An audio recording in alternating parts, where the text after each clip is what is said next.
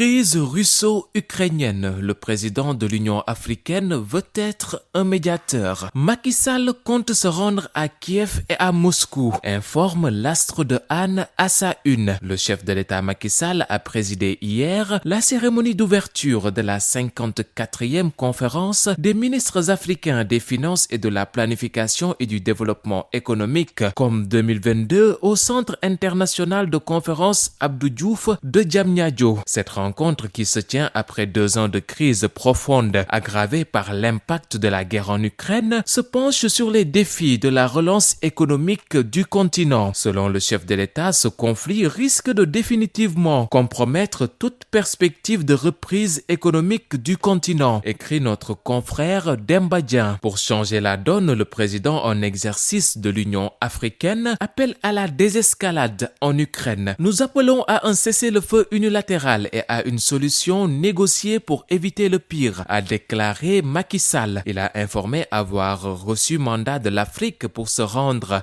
à Moscou et à Kiev. C'est pour demander au président Poutine de créer les conditions pour permettre à l'Ukraine d'exposer ces graines dont nous avons besoin, mais également à la Russie qu'on puisse lever certaines sanctions nous permettant de commercer, d'acheter des fertilisants, affirme le chef de l'État, jugeant que l'Afrique est finalement victime d'une crise à laquelle elle n'a aucune prise. Le président de la République a profité de cette occasion pour rendre un hommage à l'administration fiscale et douanière. Ces services ont permis de doubler le budget en 10 ans. Macky Sall d'annoncer la fin des congés fiscaux dans les industries extractives et que l'impôt soit payé là où la richesse se crée. Si on nous payait les taxes dues, on n'aurait pas besoin d'aide publique au développement, a avancé le chef de l'État. Article à lire dans les colonnes du quotidien national Le Soleil. Liste de Yewwi Askan Wi à Dakar à la direction générale des élections refuse les modifications de Déthié Fall. La DGE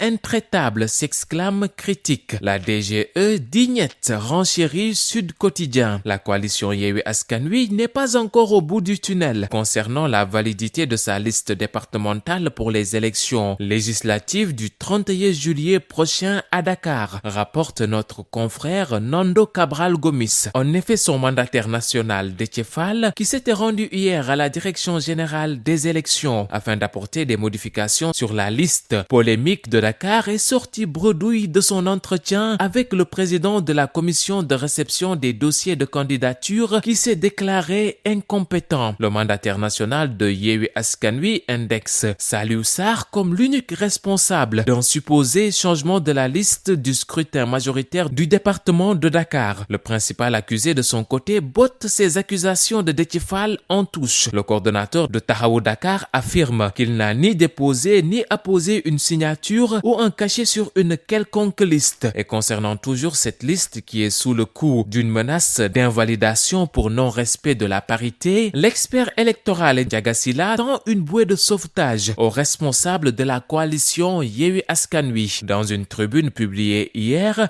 l'expert électoral a démontré la recevabilité de la régularisation de la liste départementale de Dakar de Yewwi Askan Wi par le retrait dûment notifié au ministre de l'Intérieur. Le billetiste Mame Sagar du quotidien Source A, dans son billet, évoque ces confusions sur la liste de Yewwi Askan Wi pour le département de Dakar. Il arrive un moment où les chemins se séparent dans le champ politique, où chacun privilégie ses intérêts. Et lorsqu'un acteur voit que ceux-ci sont lésés, il migre. Ainsi, on voit naître à la veille ou après chaque joute électorale de nouveaux partis, mouvements ou coalitions sortir de terre. C'est en quelque sorte la communauté des frustrés, issue des flancs du pouvoir et de certains partis de l'opposition, écrit Mame Sagar, avant de poursuivre. Mais le problème est que cet ensemble n'est pas vraiment homogène. Malheureusement aussi, ceux qui le composent n'arrivent pas à s'entendre sur les choses les plus basiques, comme le fait de s'entendre sur une liste, en privilégiant d'abord la gagne aux intérêts particuliers, signe le biétiste.